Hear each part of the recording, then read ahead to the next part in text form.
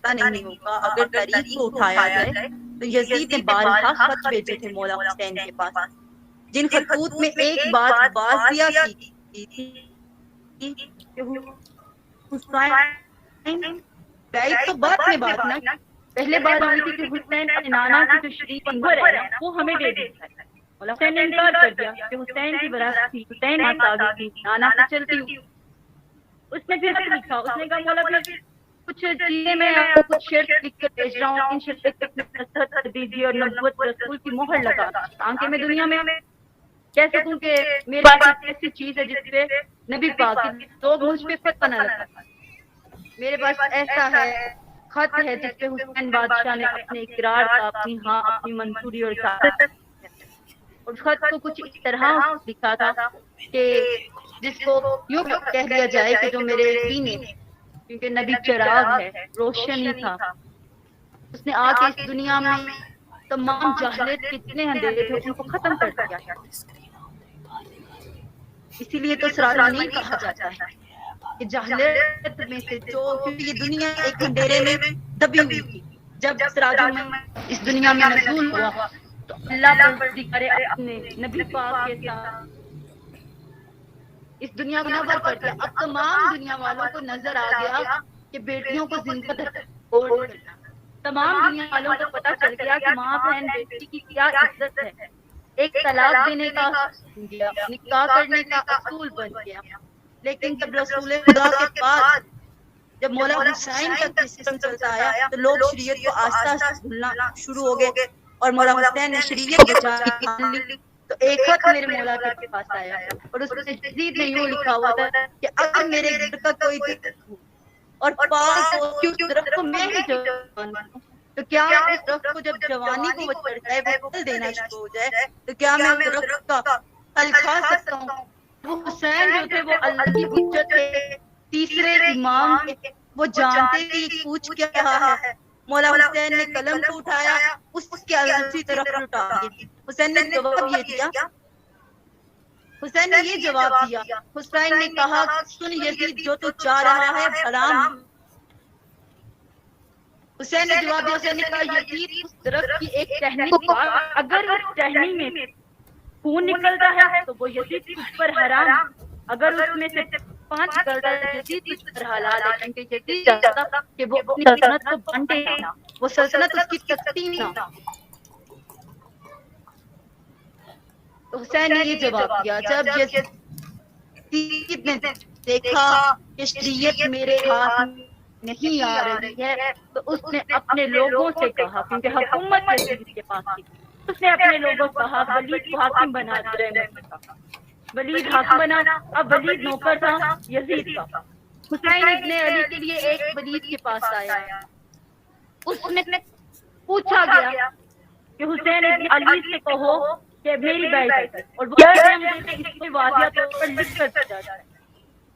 ولید نے امام حسین کو بلایا، صبح سے درباری آتے تھے، حسین کے دروازے کے دستخط دیتے تھے، حسین کہتے تھے کہ چلے جاؤ، کیونکہ زور امامت سے جان دیتے کہ یہ مجھ سے کیا طلب کرے گا، اور نبی پاک نے حدیث میں بتا دیا کہ 7 ہجری میں حسین تم سے بیعت طلب کی جائے گی۔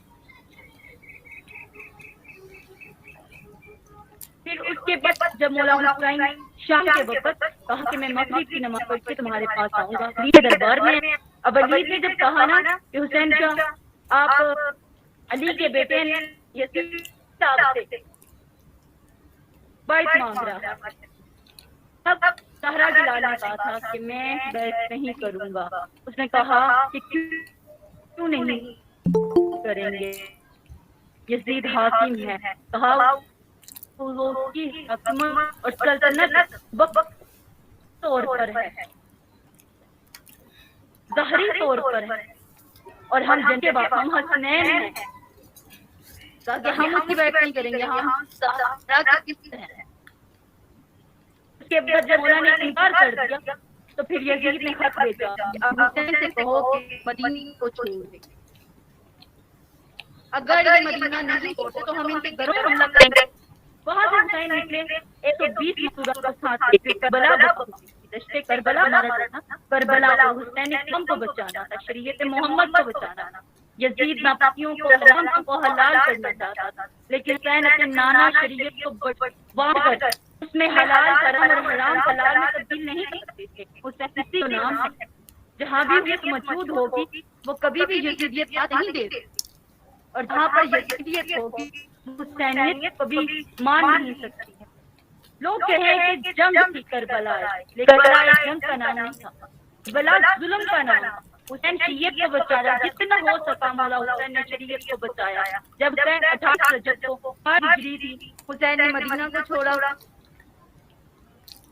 حسین جنگ بیابان کرتے وقت آپ بھی حج تک پہنچے ہیں۔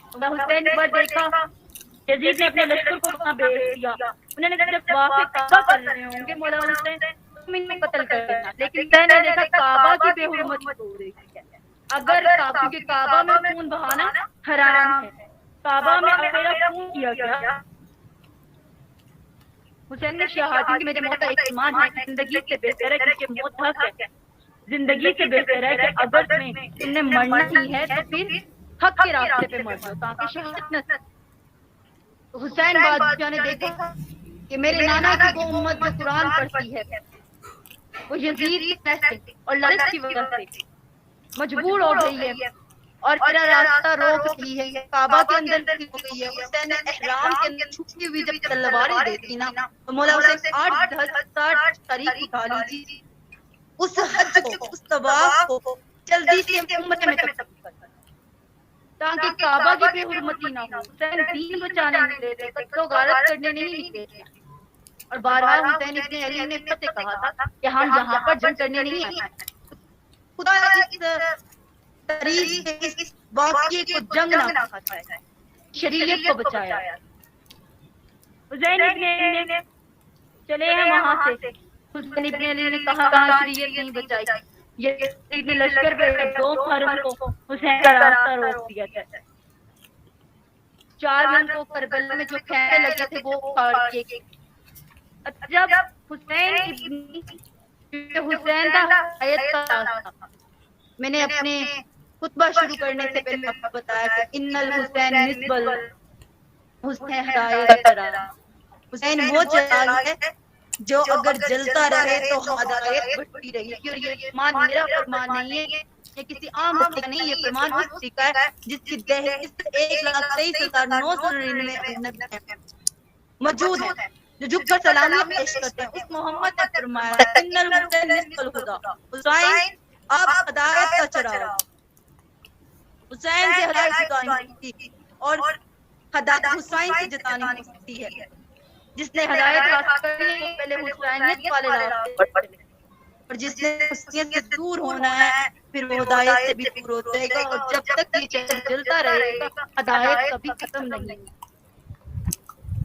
جس کے دل میں، ہر شخص کے دل میں مولا حسین کے لیے محبت اور محبت ہوتی ہے، محبت کے معیار ہوتے ہیں۔ کچھ لوگوں کو بس محبت ہوتا ہے مولا سے پیار، کچھ لوگوں کو آگے بڑھ کر ہو جاتا ہے، کچھ کو محبت ہوتی ہے جہاں تن من عزت ہر چیز باقی کرتی جاتی ہے، جہاں پر نہیں پڑتا ہے کہ ہماری اگر جان چلی جائے تو کوئی نہیں پڑتا، یہ محبت ہوتی ہے۔ اور محبت آپ دل کی کر سکتے ہیں، بھائی نہ بھی کریں تو اس میں کچھ نہیں ہوتا، لیکن عشق ہے وہ آپ سے قربانی مانگتا ہے، لیکن محبت جو ہوتی ہے اس کو ظاہری طور پر بھی کرنا پڑتا ہے، اس کے لیے سب کچھ دینا بھی پڑتا ہے۔ اور حسین نے اللہ سے عشق بھی کیا تھا، محبت بھی کی تھی، اپنا گھرانہ لے کر حسین نے کیا تھا دین کے لیے۔ حسین نے یزید کا کوئی حکومت کی جنگ نہیں کی، 23 سال تک نبی رسول نے عرب میں 23 سال کی محنت میں منواز رہتا تھا کہ دین سچا ہے، اور 9 سال اگر آپ تاریخ کھولیں، ہسٹری کی کتابیں کھولیں، ہم اپنے بچوں کو بھی پڑھاتے ہیں، 900 سال تک بڑے صغیر میں توہین کے اندر مسلمانوں کی حکومت ہے۔ نبی نے 23 سال میں دین پہنچا دیا تھا۔ یہاں پر سوچ بچار کرنے والی بات ہے نا کہ ہم ابھی 23 سال میں دین بچا رہا ہے، اور اہل عرب کا تمام دین کو پہنچا رہا ہے، اور یہاں پر مسلمانوں 900 سال تک حکومت بھی گئی لیکن دین نہیں پھیلا۔ اس وجہ سے جس طرح نبی نے 23 سال میں پھیلایا، اس طرح 900 سال میں 9 صدیوں میں کیوں نہیں پھیل سکتا؟ اسی وجہ سے کہ وہ دین پھیلا رہے تھے اور یہ حکومت کو پھیلا رہے تھے. حکومت اور دین یہی فرق تھا. حسین دین لے کر چلے تھے, یزید حکومت لے کر چلا تھا.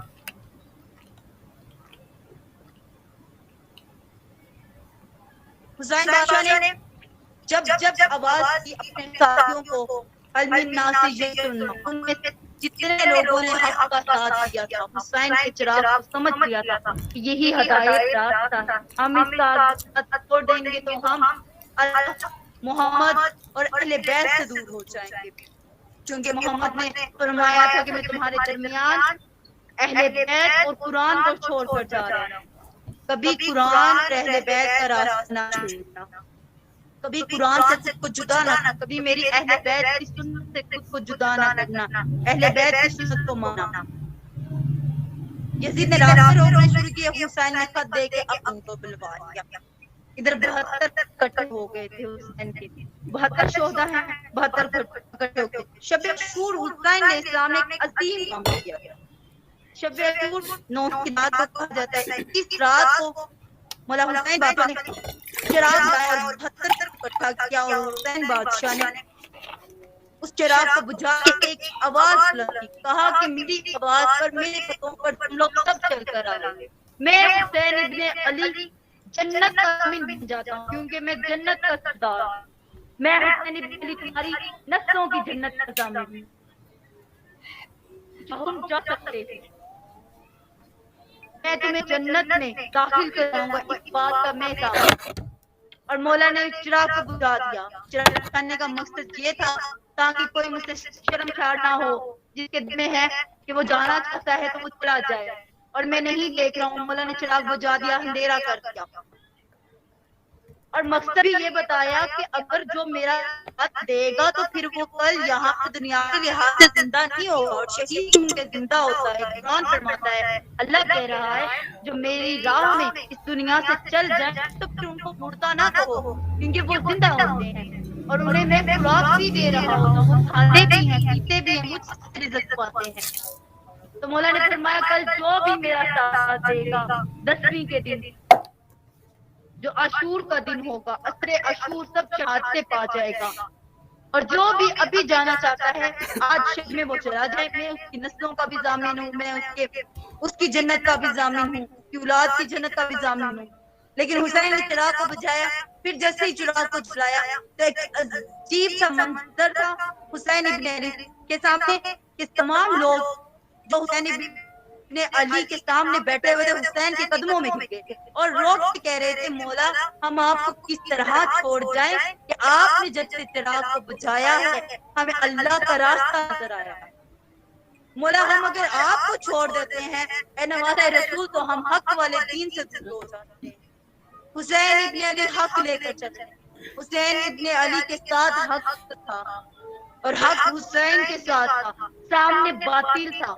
کبھی آپ سوچیں کہ اگر یہ کربلا کی جنگ ہے تو اس جنگ میں حسین نعوذ باللہ جب کہا جاتا ہے کہ اگر باغی تھا تو کیا اصغر بشیر بھی باغی تھے؟ حسین کا 6 ماہ کا بیٹا بھی باغی تھا, جو ابھی اپنی ماں کو ماں نہیں کہہ سکتا تھا, جن کو 3 بار قتل کیا گیا. پہلے تیر لگایا گیا, اس کے بعد نیزوں سے ان کی قبر کو ڈھونڈ کے نکالا گیا, اور اس کے بعد ان کی گردن کو تن سے جدا کر کے نیزے پہ چڑھا دیا گیا. یہ کربلا میں جنگ نہیں تھی, یہ کربلا میں اہل بیت پر ظلم ہو رہا تھا, اور اہل بیت نے ہمیں یہ بات سمجھا دی تھی. عزیزان گرامی, جو بھی میری بات سن رہا ہے کہ اسلام اور شریعت میں جہاں بھی کوئی باطل سامنے آ جائے تو پھر اپنی چاہے مائیں بہنیں بیٹیاں لے کے تمہیں گھر سے نکلنا پڑے, شریعت کو بچا لینا, رسول کی شریعت کو بچا لینا, حق کا ساتھ دینا. اللہ کے سامنے سرخرو ہونا ہے تو اہل بیت سے محبت کرو, اور یاد رکھیں یہ راستہ کوئی آسان راستہ نہیں ہے, یہاں مشکلیں بہت زیادہ پیش آتی ہیں. والسلام یا علی محمد. اسی کے ساتھ مجھے اجازت دیجیے. اللہ پاک آپ سب کو سلامت رکھے. جی بہت شکریہ میم آپ کا, جزاک اللہ. اور سب کا ہی بہت شکریہ جنہوں نے جوائن کیا ہمارا سیشن. تو